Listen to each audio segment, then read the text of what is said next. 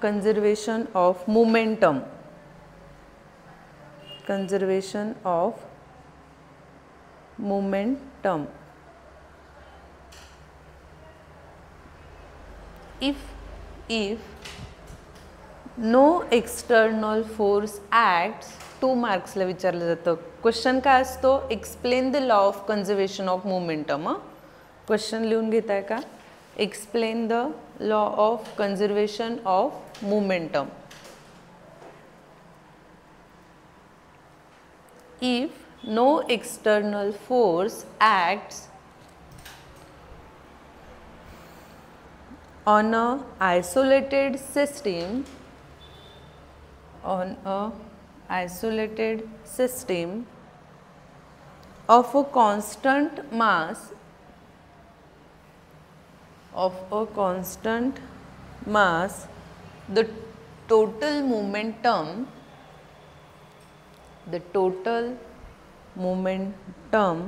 of the system remains constant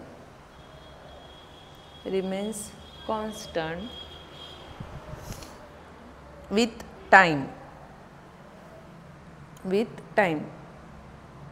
म्हणजेच इथे काय ॲक्ट होतं आहे? Action reaction. Okay, Newton's third law. कुठलाही याच्यामध्ये एखादी बॉडी, एखादा ऑब्जेक्ट कुठलाही विदाउट एक्सटर्नल फोर्स ॲक्ट न करता, फॉर एक्झाम्पल आता तुम्ही रॉकेट बघितलं आहे. ओके, ॲक्शन रिॲक्शन काय होतं? रॉकेट जर आपण तर खाली काय येतो? त्याची जी फ्लेम असते, जी आग असते ती खाली येते, बट रॉकेट कुठे जातं? वरती. किंवा कुठलंही एखादं सपोज तुम्ही मूवीमध्ये वगैरे बघितलं असेल, बंदूक जर मारली तर कुठल्या साईडला ॲक्ट होतो? तो बॅक साईडला ॲक्ट होतो. आणि देन ती गोळी कुठे जाते? पुढे जाते. कुठलेही आपल्याला सपोज एखाद्या साईडला कुठे जंप घ्यायची असेल, आपण आधी कुठे जातो? बॅक साईडला जातो. बरेचसे हे कॉम्पिटिशन्सचे जे असतात ते बघितले असेल ना, आधी रनिंग करत बॅक साईडला जातात आणि देन ते पुढे जातात. म्हणजे ॲक्शन अँड रिॲक्शन इथे ॲक्ट होते. Newton's third law. सॉरी, मग त्यालाच काय म्हटलेलं आहे? Law of conservation of momentum. Clear? 2 मार्क्सला विचारलं जातं फक्त हे. नेक्स्ट घ्या आता. Distinguish between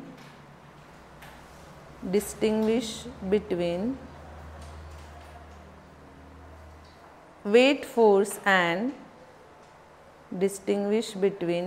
force and normal force. 2 मार्क्सला विचारलं जातं. हां, आपण जस्ट डेफिनेशन लिहिली असेल ना.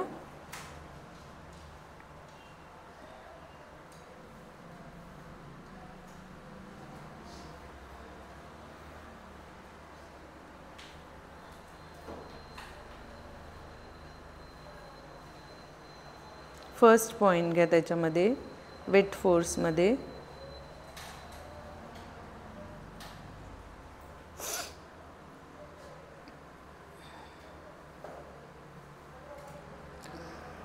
the weight force is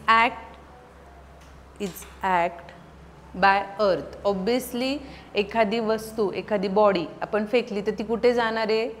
खालीच जाणार आहे. ओके, म्हणजे ती ॲक्ट काय करते? तिच्या मास आणि ग्रॅव्हिटीवर. आपण लिहितो ना असं नेहमी mg. लिहिला first point. Second point, obviously खाली जाणार आहे म्हणजे कुठला फोर्स ॲक्ट होणार आहे? Downward force act. Second point, it's downward force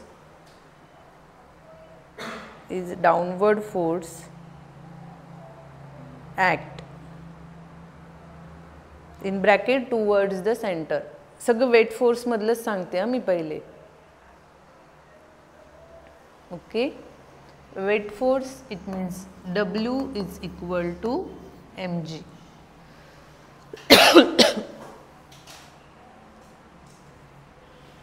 third, weight force is type of gravitational force.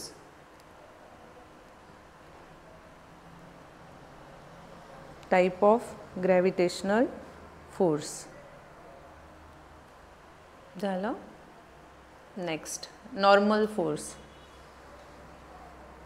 Normal force कुठे अप्लाय केला जातो? इन जनरल सरफेसवर. ओके, मी सांगितलं ना तो कसा असतो आणि परपेंडिकुलर. कुठल्याही बॉडीला नॉर्मल फोर्स ॲक्ट होतोय म्हणजे तो परपेंडिकुलर असतो. मी अशी उभी आहे म्हणजे कुठल्या साईडला येणार, मी क्रॉस उभी आहे म्हणजे नॉर्मल फोर्स कुठल्या साईडला ॲक्ट होणार, ज्या साईडला मी ॲक्ट, सपोज बॉडी अशी क्रॉस आहे, ओके, सो नॉर्मल फोर्स कसा ॲक्ट होणार यामध्ये, बॉडी अशी आहे नॉर्मल फोर्स असा, म्हणजे तो प्रत्येक वेळेस काय असतो परपेंडिकुलर. आणि परपेंडिकुलर आला म्हणजे angle 90.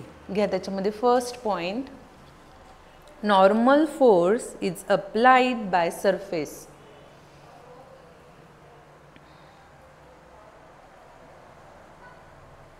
Second point, normal force perpendicular to surface.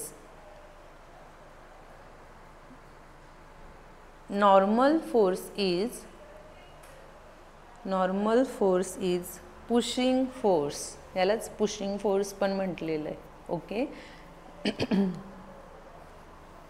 Normal force is types of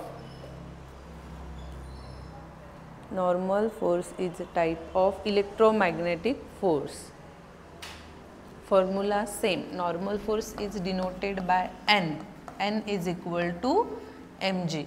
फक्त वेट फोर्स डाउनवर्ड फोर्सला ॲक्ट होतो आणि नॉर्मल फोर्स, सपोज एखादा मास आहे इथे, same as it is normal force perpendicular act होतो.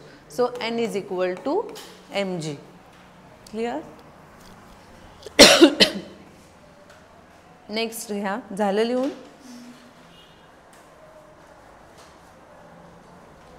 Next, tension force and spring force.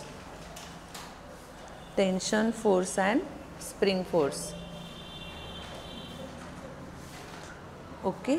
Tension force act काय होतो, सपोज एखाद्या बॉडीला एखादा ब्लॉक घेतला मास, सो त्याला आपण काय करतो, रिजिड सपोर्ट ॲक्ट केलेला असतो, राईट.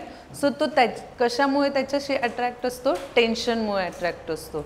सो त्या फोर्सला काय म्हटलेलं आहे मग, टेन्शन फोर्स. घ्या मग फर्स्ट पॉइंट, टेन्शन फोर्समध्ये tension force applied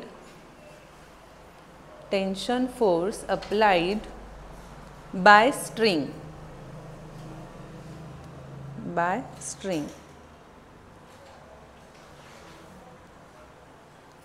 Tension force along the string. Second point, tension force मधलेच घ्या सगळे.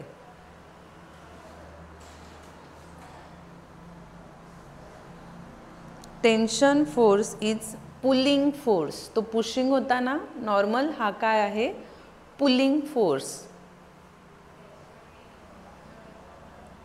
पुल पुश माहिती आहे ना, so pulling force. Tension force is a type of EM force, electromagnetic force.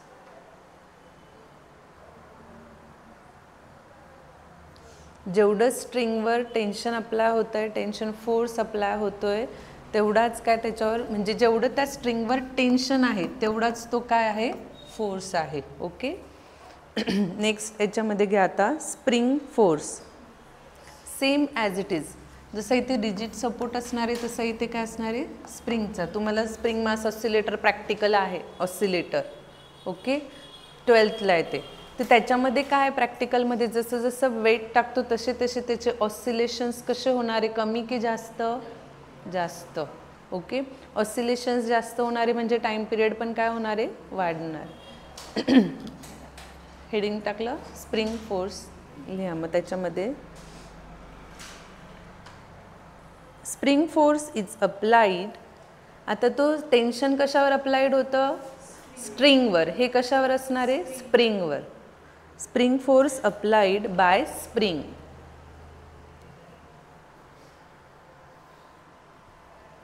आता मी बोलली स्प्रिंग फोर्स जसं ऑसिलेट करतो, ऑब्वियसली तो कुठे ॲक्ट होणार आहे, मीन पोझिशनवर. फर्स्ट तो रेस्ट पोझिशनवर आहे म्हणजे त्याची ती मीन पोझिशन आहे.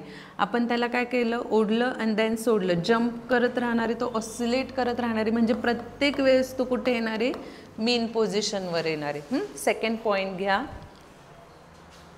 Spring force towards the mean position.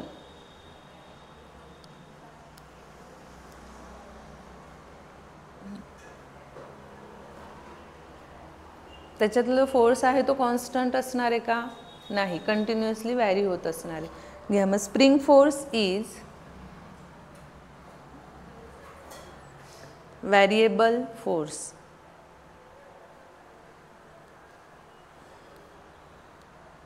And then it is a types of EM force, same.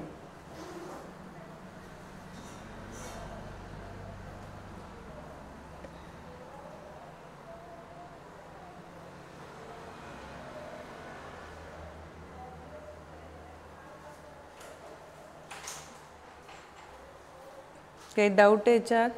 नाही. 2 मार्क्सला नाही, 2 मार्क्सला कॉम्पिटिटिव्ह एक्झामला बऱ्याच वेळेस डिस्टिंग्विशचे विचारले जातात.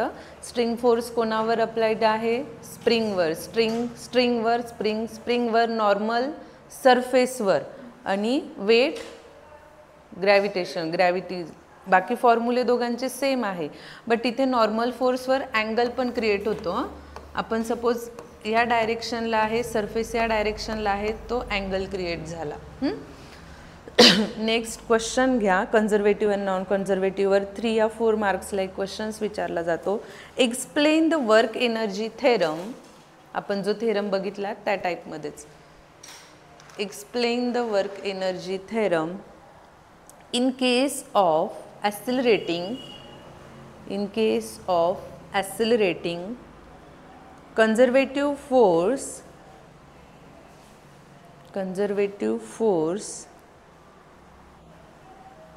along with a retarding non-conservative force.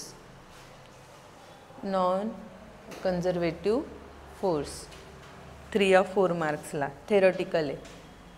मग त्याच्यामध्ये फर्स्ट पॉइंट घ्या. Consider an object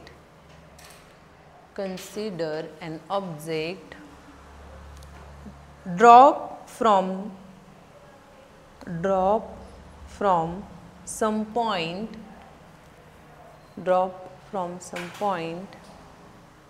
which is height h. एखादा ऑब्जेक्ट आपण ड्रॉप केला समथिंग काहीतरी हाईटने. ओके. नेक्स्ट लाईनमध्ये सेकंड पॉईंट घ्या. देन पोटेन्शियल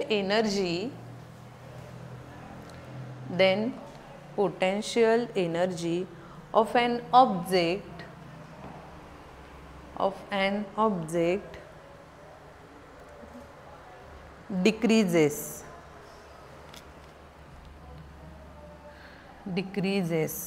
म्हणजेच काय? वर्क डन कोणावर डिपेंड आहे?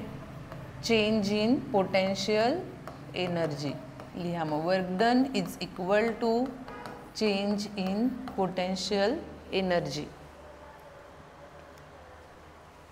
चेंज इन पोटेन्शियल एनर्जी आलं म्हणजेच delta PE.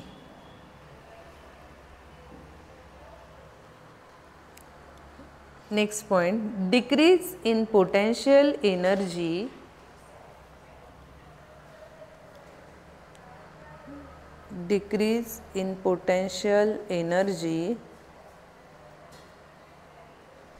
is converted into kinetic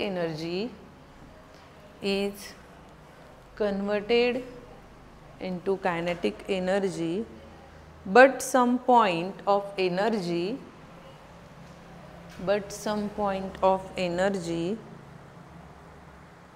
is utilized to overcome air resistance.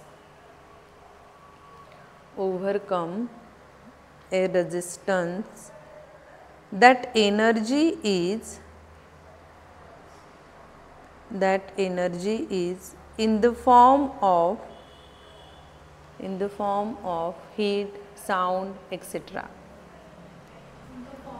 Heat, sound, etc. Then mathematically, next line मध्ये, the mathematically it is expressed W is equal to delta KE plus W air resistance,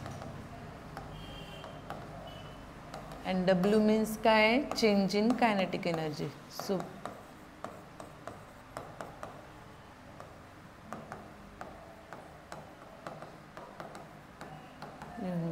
delta P is equal to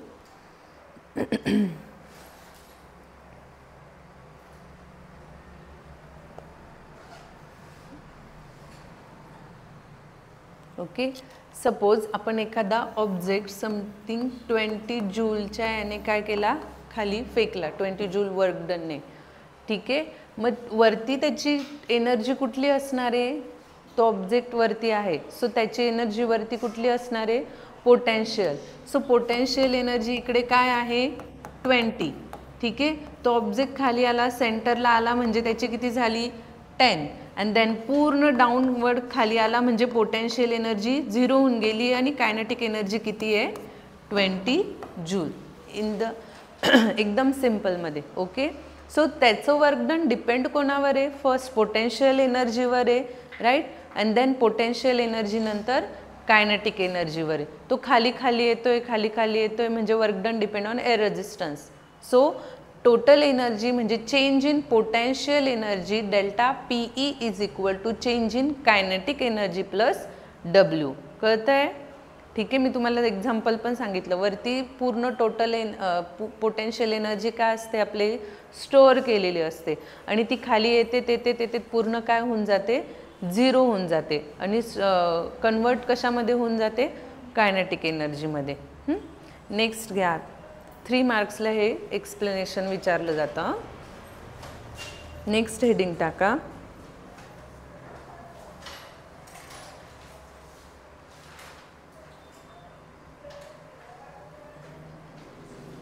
justify the statement. तुम्ही मला सांगणार 3 मार्क्सला हा question विचारला जातो, star करून ठेवा, बऱ्याच वेळेस विचारला गेलेला आहे. Work and energy, justify the statement work and energy are two sides of a coin. Work आणि एनर्जी हे काय आहे, इक्वल आहे. सो आपण हे प्रूफ कसं करणार, युजिंग डायमेन्शन. डायमेन्शन तर माहिती सगळ्यांना. सांगा बरं काय येतं, कसं येतं.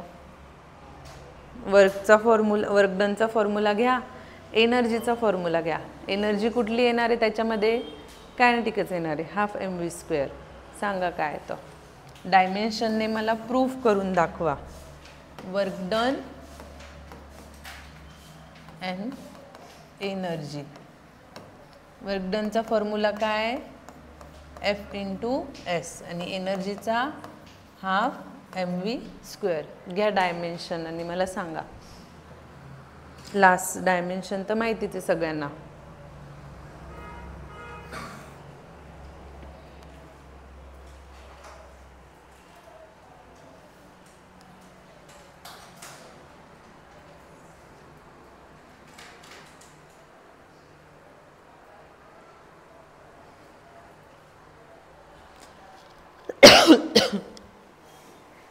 आलं.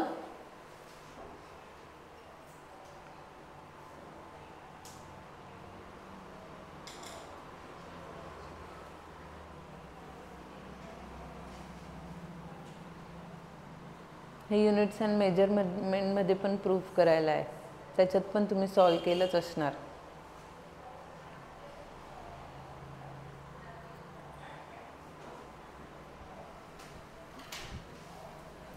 आलं का.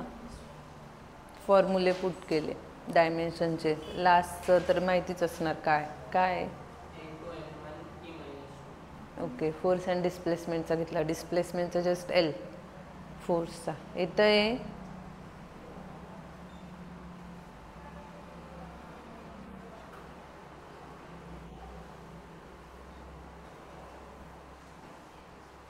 लास्ट बेंच झोपला का आज पण, नाही ना.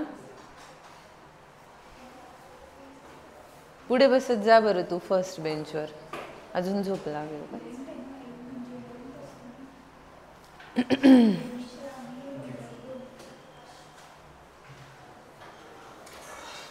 झालं.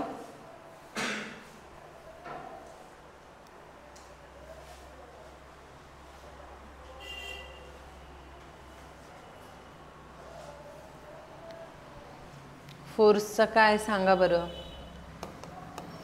काय फोर्सचा?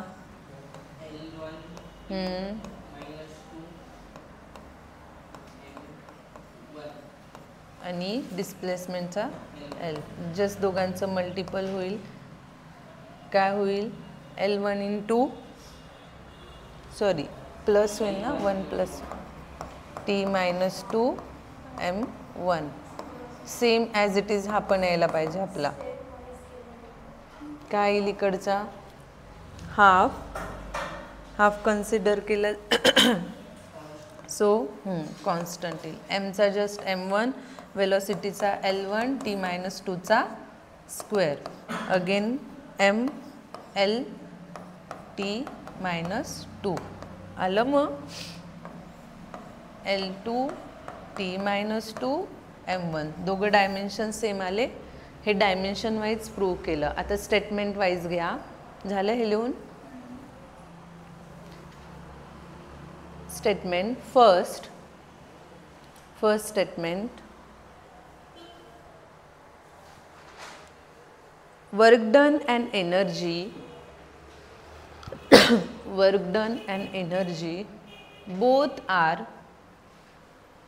both are scalar quantities. कसं वेक्टर येणार? फोर्स आपण कुठे अप्लाय करतोय, काय त्याला हे असतं का डायरेक्शन कुठे अप्लाय करू शकतो. ओके, डिस्प्लेसमेंटला जरी आहे पण स्केलर अँड वेक्टर काय येतं नेहमी? स्केलर, क्रॉस प्रॉडक्ट आहे ना. Second, dimension of work done and energy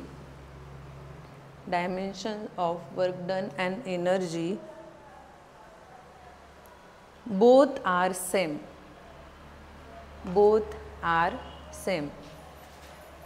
That is L2 M1 T-2. फक्त तेवढंच लिहा.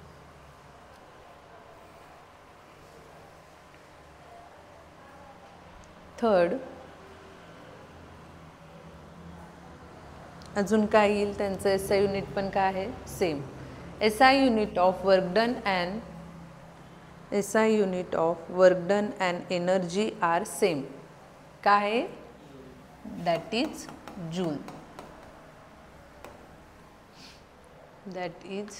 जूल. SI युनिट सेम आहे तर CGS युनिट पण काय असणार आहे? सेम. मग काय CGS? जूलचं अर्क. घ्या next point.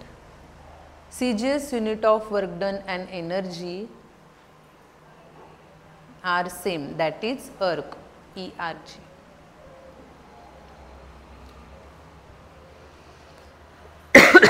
Sorry.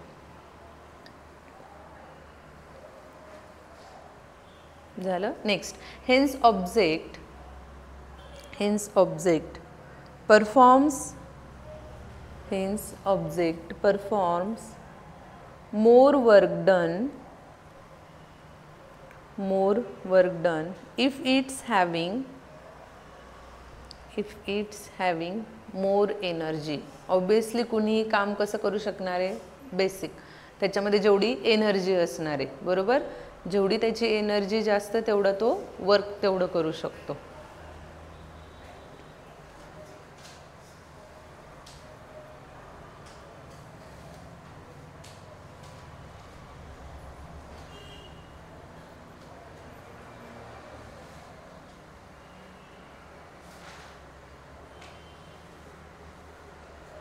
Next heading टाका, principle of conservation of linear momentum. Principle of conservation of linear momentum.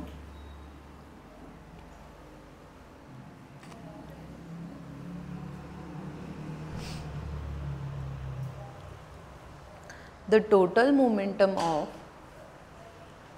the total momentum of an isolated is converted, the total momentum of an isolated system is conserved during any interaction. The total moment of an isolated system is conserved during any interaction. 3 मार्क्सला विचारतात हे. म्हणजेच Newton second law prove करायचा आहे linear मोमेंटमचा. झालं. Next लाईनमध्ये घ्या. The rate of change of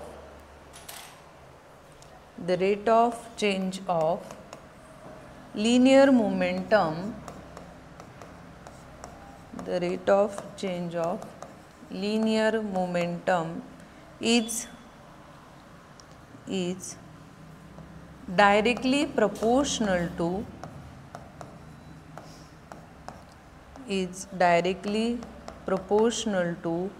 external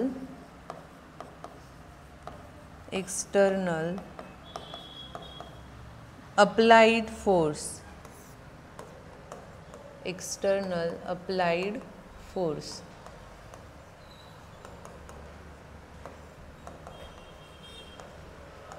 Okay, next line मध्ये घ्या. We know that force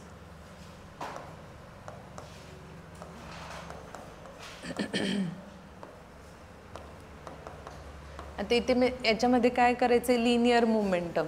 तो force is equal to dp upon dt. ठीक आहे. याच्यामध्ये p is equal to m into v. मग त्याच्यामध्ये initial velocity and final velocity. So change in त्याच्यामध्ये किती चेंज होतंय, कितीने चेंज होतं लिनियर मोमेंटम. ऑब्विसली काय घेणार आपण final minus initial. So dp bar is equal to mv bar minus mu bar. मग याच्यामध्ये फोर्स ॲक्ट होतोय म्हणजेच F is equal to dp upon dt आहे ना.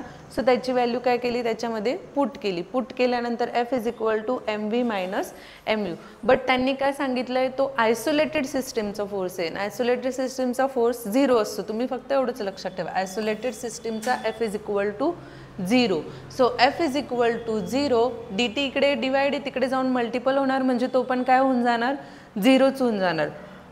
मग काय आलं आपलं 0 is equal to mv minus mu and that's it is equal to 0. म्हणजे हा इकडे मायनस इकडे जाऊन काय झाला प्लस झाला. म्हणजे लिनियर मोमेंटम मध्ये mv इज इक्वल टू काय आला आपला mu. ओके. ह्यालाच आपण न्यूटन सेकंड लॉ मध्ये पण काय केलेलं आहे प्रूफ केलेलं आहे. काय लिहून दिलं हां हे लिहा. Force is equal to dp upon dt then p is equal to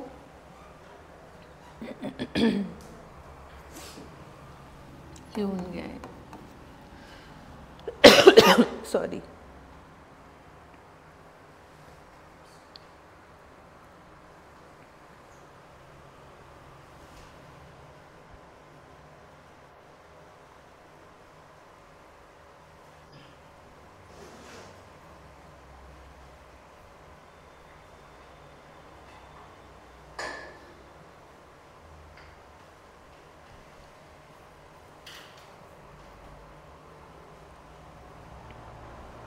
MNC ते मोमेंटम आहे लक्षात घ्या. सो आलं मग आपलं initial momentum is equal to final momentum जे आपल्याला प्रूफ करायचं होतं.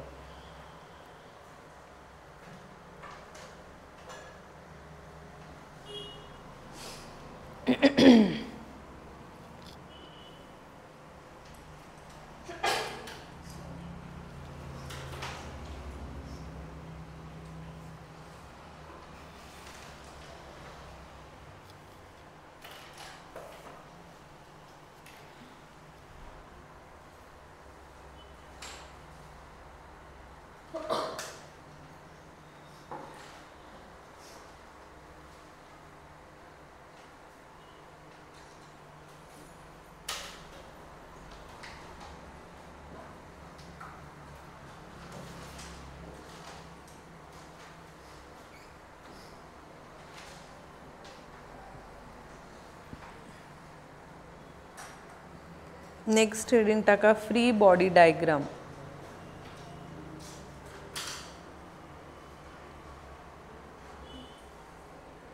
Free body diagram.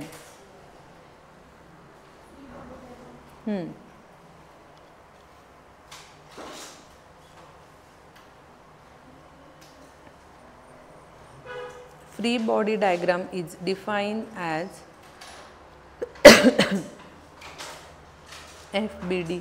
Free body diagram is defined as a simplified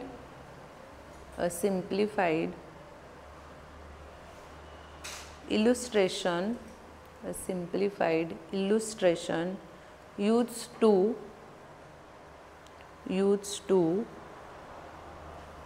show all external forces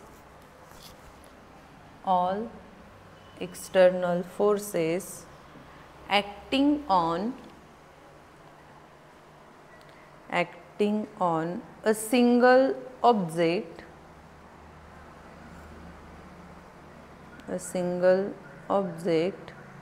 separated from its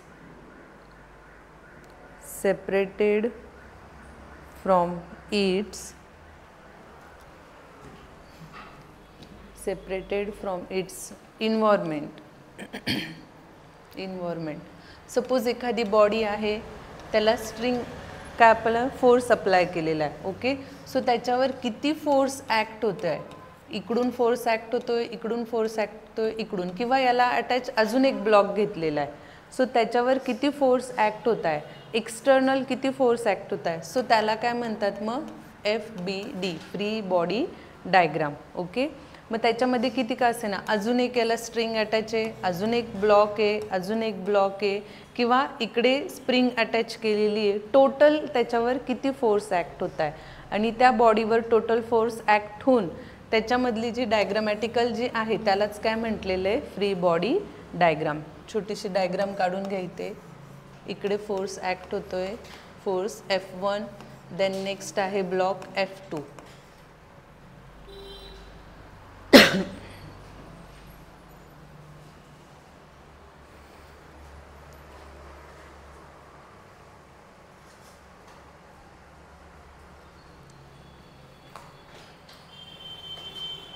झालं. नेक्स्ट लाईन मध्ये घ्या. Free body diagram is use to visualize forces and momentum applied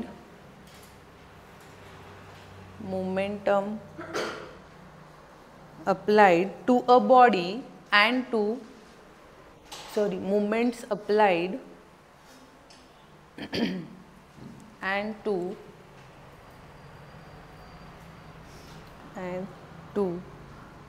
calculate reactions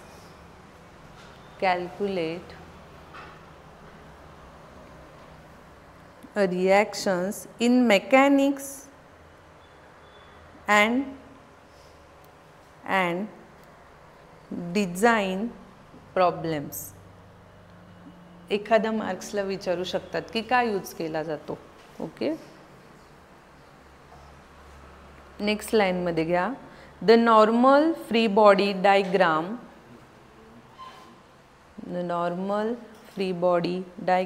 is perpendicular to the surface and is a reaction force holding you down. Obviously तो force कुठे act होणार आहे, डाऊनवर्डला. Holding झालं, you down.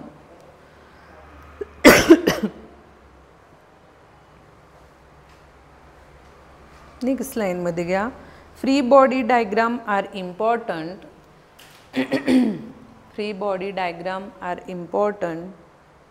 because they allow because they allow us to analyze an object in isolations without distractions. एखाद्या ऑब्जेक्टचं analyse करायचं आहे, so त्याच्यामध्ये सुद्धा काय यूज केलं जातं, free body diagram.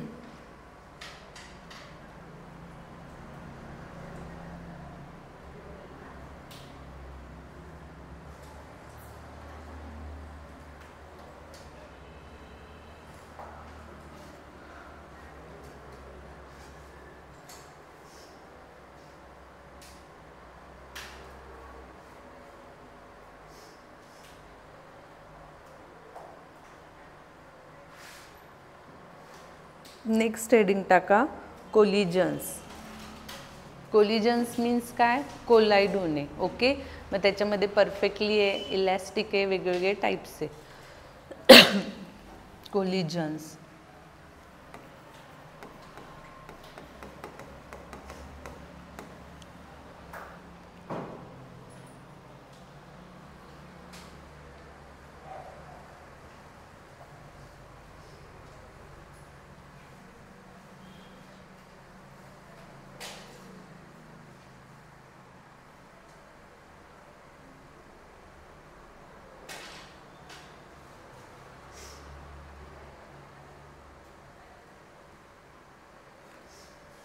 Collision is short duration. Collision is short duration interaction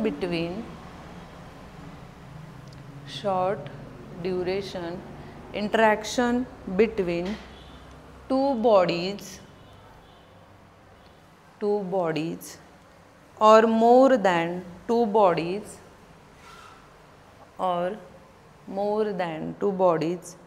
simultaneously causing change in motion of bodies involved due to internal forces act between them during this.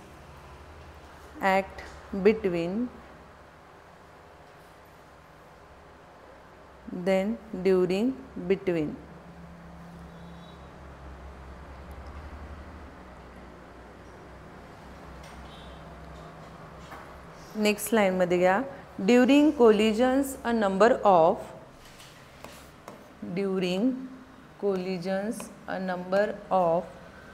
object together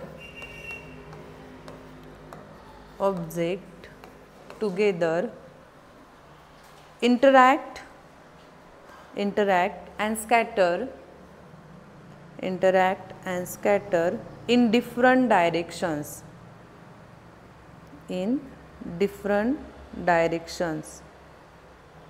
to object घेतले mass m1 m2, हे collide झाले. Okay, collide होऊन first second त्यांच्या काय होतील, direction change होतील. कुठलाही object collide होणं म्हणजे काय, एकमेकांवर आदळणे. ऑब्वियसली त्यांच्या डायरेक्शन काय होऊ शकता, चेंज होऊ शकता. समथिंग एक मास m1 घेतला, m2 घेतला, त्यांची वेलोसिटी डिफरंट आहे, देन कोलिजन झालं आणि त्यांचे डायरेक्शन्स काय झाले, चेंज झाले. फर्स्ट ही डायग्राम काढून घे छोटीशी, m1 m2 u1 u2.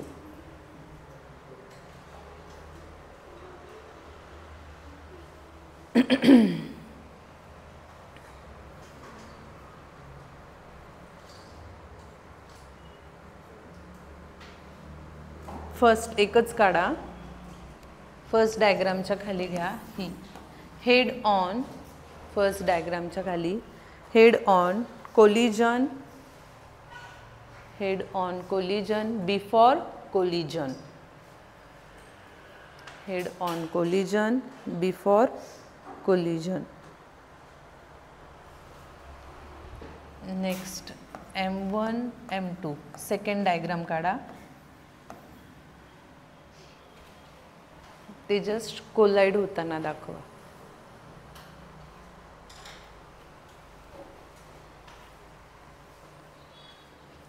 Second डायग्रामच्या खाली घ्या. Head on collision. Second diagram खाली head on collision during impact. During impact. Next direction change होती. M1 M2 head on collision.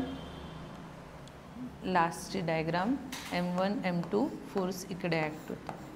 Head on collision after collision.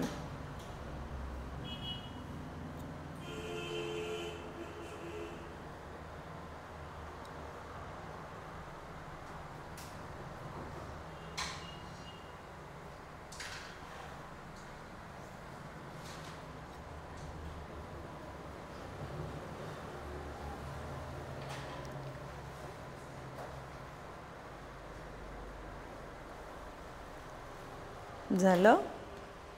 Collisions means एकदम basic.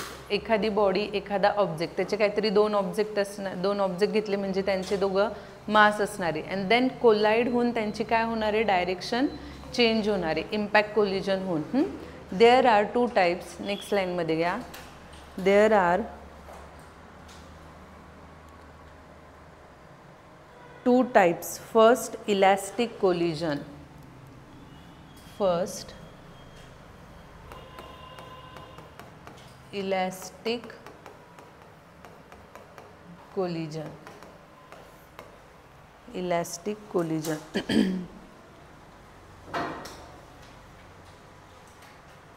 and second inelastic collision.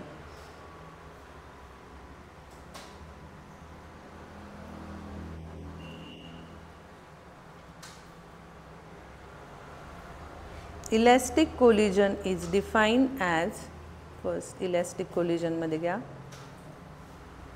2 मार्क्सला फक्त definition विचारली जाते. A collision in which there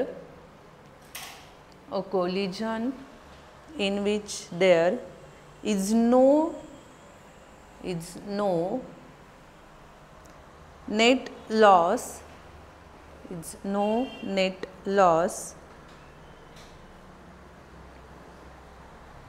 in kinetic energy in the system as result of the collision.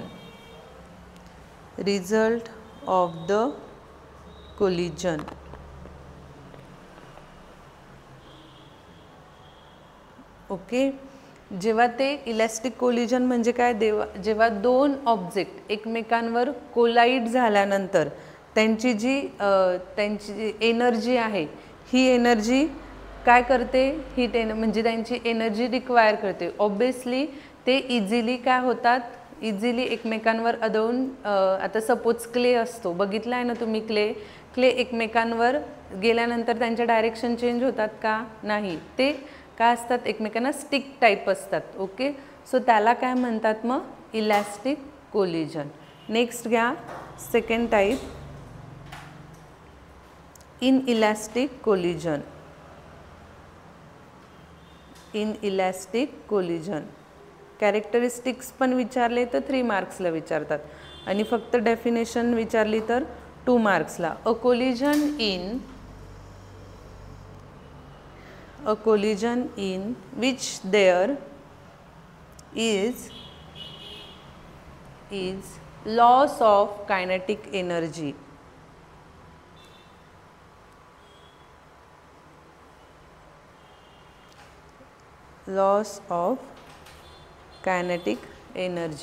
Okay. It's called as, त्याच्यामध्ये पूर्ण energy काय केलेली जाते, kinetic energy loss केली जाते. सो त्या कोलिजनला काय म्हणतात मग, इलॅस्टिक. आता कायनेटिक एनर्जी म्हणजे काय, मोशनमध्ये असणार आणि तो पूर्ण रेस्ट होऊन जातो कोलाइड झाल्यानंतर. सो त्याला काय म्हणतात मग, इनइलॅस्टिक. नेक्स्ट लाईनमध्ये घ्या, इनइलॅस्टिकमध्ये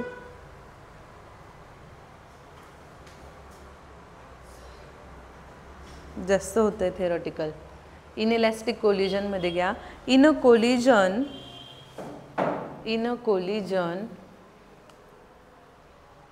the total initial kinetic energy of the bodies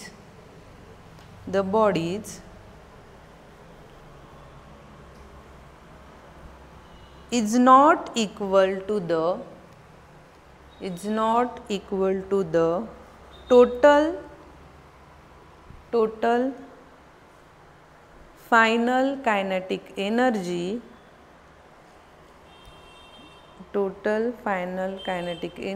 of the bodies. म्हणजे बिफोर आणि आफ्टर, लक्षात घ्यायचं, बिफोर आणि आफ्टर त्याच्यामध्ये तो काय करतो, final kinetic energy of the body, then it is in elastic collision.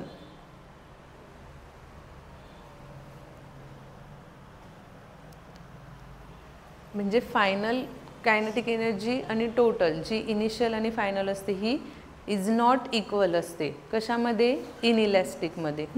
Next लाईनमध्ये घ्या. The total kinetic energy before collision is not equal to total kinetic energy after collision. हे कधीही इक्वल राहत नाही. कोणामध्ये, इनइलॅस्टिकमध्ये. ओके, नेक्स्ट लाईनमध्ये घ्या.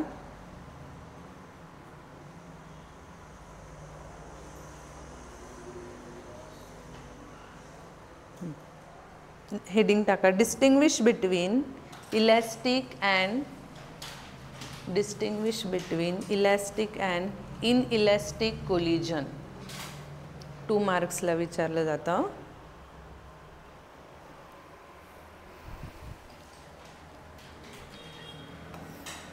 त्याच्यामध्ये फर्स्ट पॉइंट घ्या, इलॅस्टिकमध्ये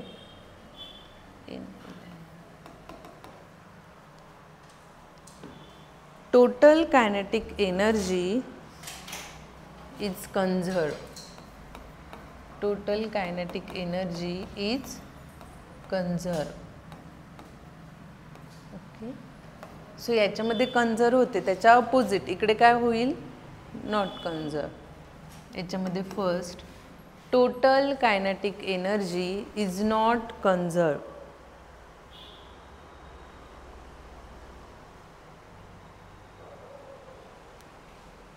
Total kinetic energy is not conserved. Second point, the forces याच्यामध्ये इलॅस्टिकमध्ये the forces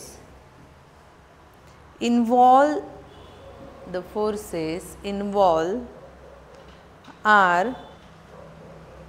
conservative force. The forces involve conservative force. त्याच्याच अपोजिट इकडे second point, the forces involve are, इकडे कन्झर्वेटिव्ह तर इकडे काय असणार आहे, non conservative.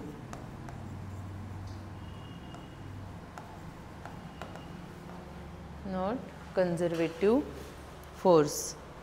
Third point, mechanical energy is not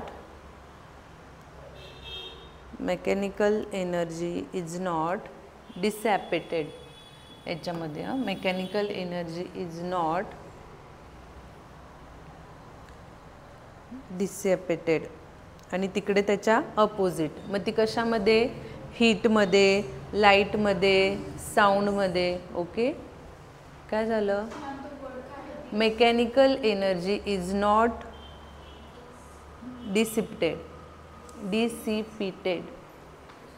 आणि तिकडे काय असणार आहे, कशामध्ये कन्वर्ट होणार आहे, हीटमध्ये, साऊंडमध्ये, इनइलॅस्टिकमध्ये घ्या. मेकॅनिकल एनर्जी इज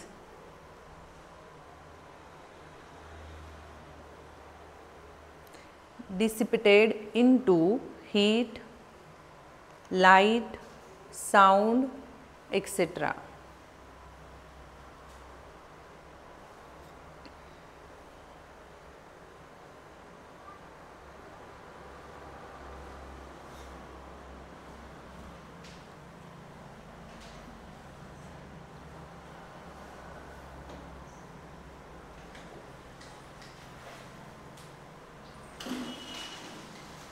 नेक्स्ट घ्या, characteristics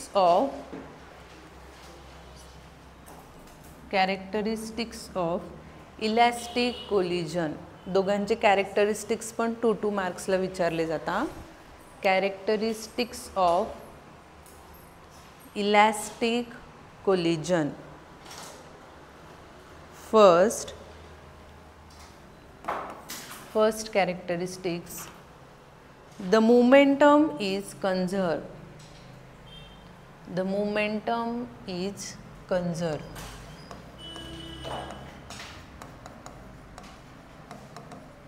Momentum is conserved. Second characteristics,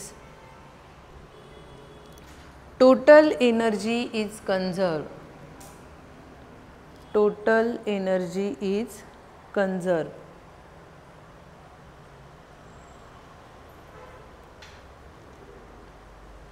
The kinetic energy is conserved. Third characteristics, kinetic energy is conserved. Forces involved, जे आपण डिस्टिंग्विश मध्ये लिहिलो ना तेच लिहिले तरी चालेल. Forces involved during the collisions are conservative.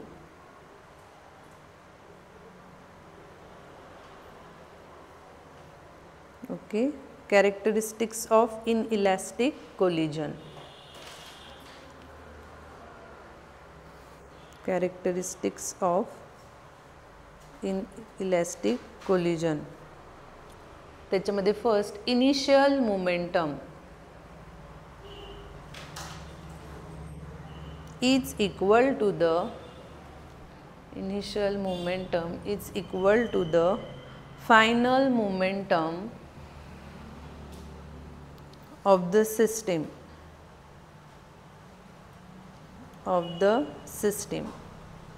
Next line मध्ये, follow the law of conservation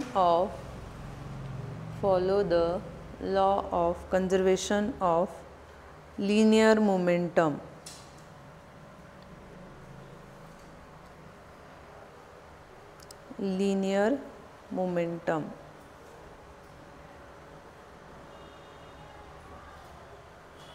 एवढंच की इलॅस्टिक कोलिजन मध्ये इनिशियल कायनेटिक एनर्जी आणि फायनल कायनेटिक एनर्जी ही काय असते, इक्वल असते. आणि इनइलॅस्टिक मध्ये काय असते, नॉट इक्वल. म्हणजे एकतर फायनल मोठी असू शकते किंवा initial is greater than final या final is greater than initial. एवढंच मेन डिफरन्स आहे. आणि बाकीचे तर तुम्हाला कॅरेक्टरिस्टिक्स आणि डिस्टिंग्विश सेमच आहे. ठीक आहे.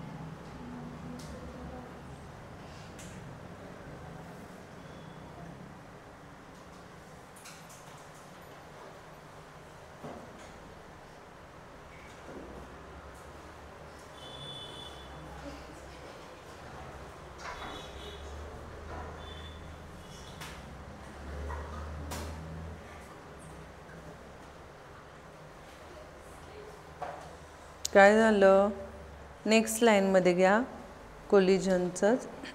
एक minute, it's a collision of the direct.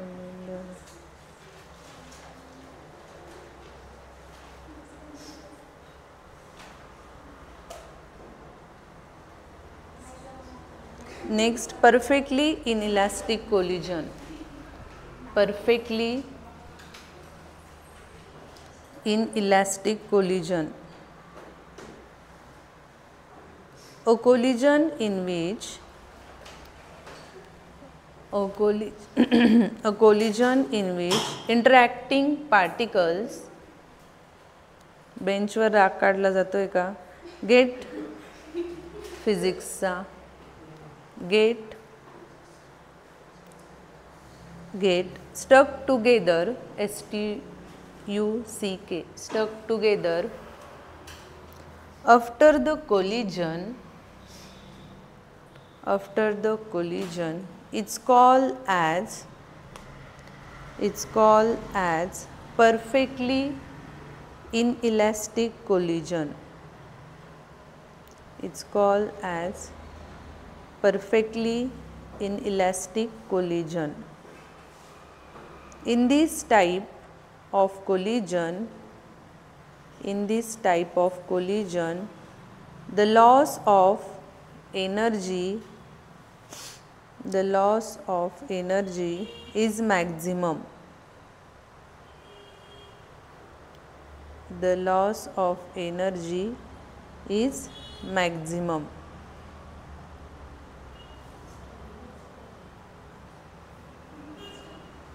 Okay.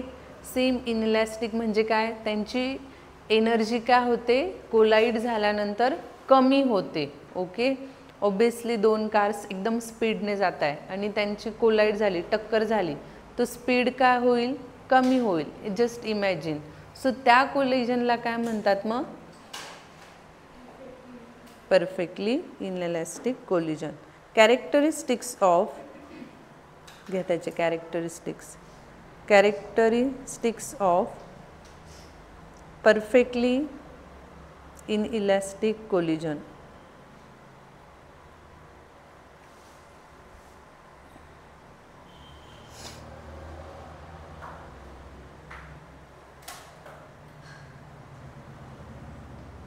First characteristics, initial momentum is equal to the final momentum of the system same as it is जे आपण याचे बघितले ना इनइलॅस्टिक चे, तेच of the system. Second, the law of conservation of linear momentum is applied.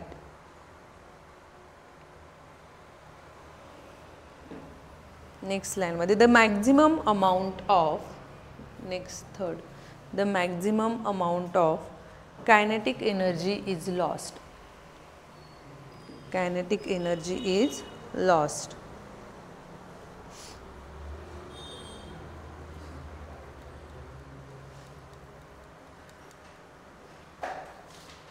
Okay.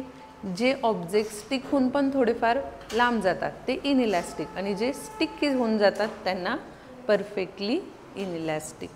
2 मार्क्सला विचारलं जातं हे. फक्त 2 मार्क्सला एक तर कॅरेक्टरिस्टिक्स येतात किंवा एक्सप्लेनेशन येतं.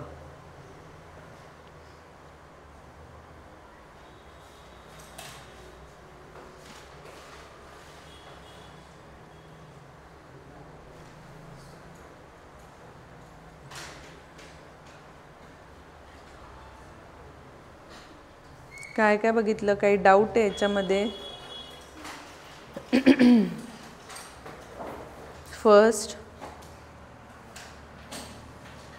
Forces, distinguish types of forces. कुठला बघितला, string and spring, weight and normal. Weight forces means काय, मी जायला नाही लावलंय, खूप वेळ बाकी अजून. Weight and normal. Weight force means काय? तो कुठे अप्लाइड होतो? राईट. Normal force surface. अजून परपेंडिक्युलर. ओके. अजून अजून काय काय सांगितलं? तो कोणाचा टाईप्स आहे? आणि वेट ग्रॅव्हिटेशनलचा. डब्ल्यू फॉर्म्युले same. W is equal to M G, N is equal to M G. Next अजून कुठलं बघितलं? Tension force and spring force is applied to. Tension कोणावर असतो? स्ट्रिंगवर असतो. आणि स्प्रिंग स्प्रिंगवर. अजून राईट. अजून कुठे अप्लाइड? पुश करतो आणि हा पुल करतो. ओके. असंच आहे का नक्की? ओके. अजून टेन्शन की स्प्रिंग. स्प्रिंग फोर्स काय होतो?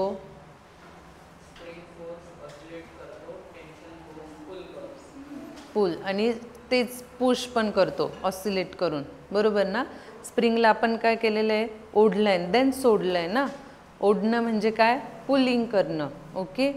अजून ते दोघं एकाचेच टाईप्स आहे. कोणाचे? इलेक्ट्रोमॅग्नेटिक. अजून काय बघितलं? Law of conservation of linear momentum. Linear momentum काय? Newton second law. काय बघितला? Final momentum is equal to initial momentum. M U is equal to M V. अजून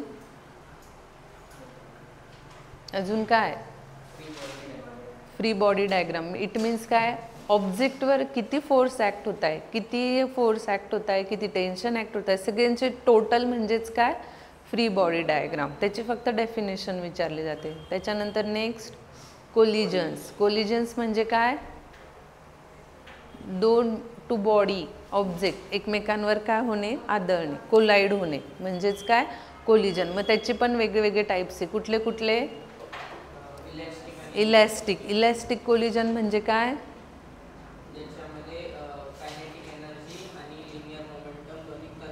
कन्झर्व करतात. आणि इनलॅस्टिकमध्ये हां चेंज होते, कन्झर्व होतं. आणि परफेक्टलीमध्ये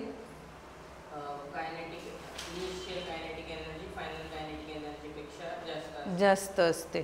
ते दोघं इक्वल. एक तर इनिशियल ग्रेटर असते किंवा फायनल ग्रेटर असते. राईट.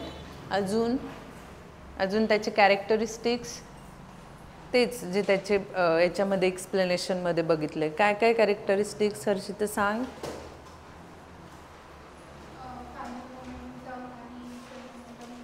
मी सांगितलं फोन घ्यायला. बोल. अजून डिस्टिंग्विश लिहून दिलं आहे ना इलॅस्टिक आणि इनइलॅस्टिकचं, ते सांग.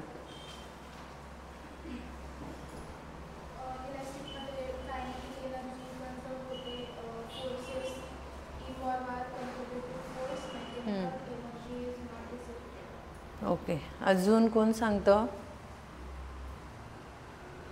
Last bench. समजलं? नाही. काय समजलं? काय समजलं? मी नीट विचारते. काय समजलं? बोल ना बाळा. का नाही समजलं? काय काय बघितलं आज? फक्त टॉपिकचे नावं सांग मला. बघतो तुला हेल्प करतोय. बोल. त्याच्या आधी कोलिजन, नॉर्मल फोर्स.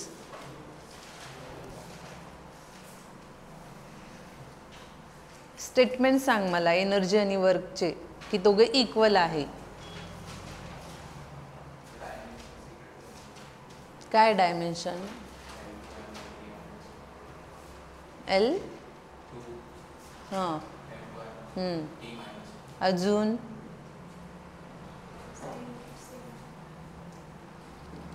अजून एकच स्टेटमेंट लिहिशील का? अजून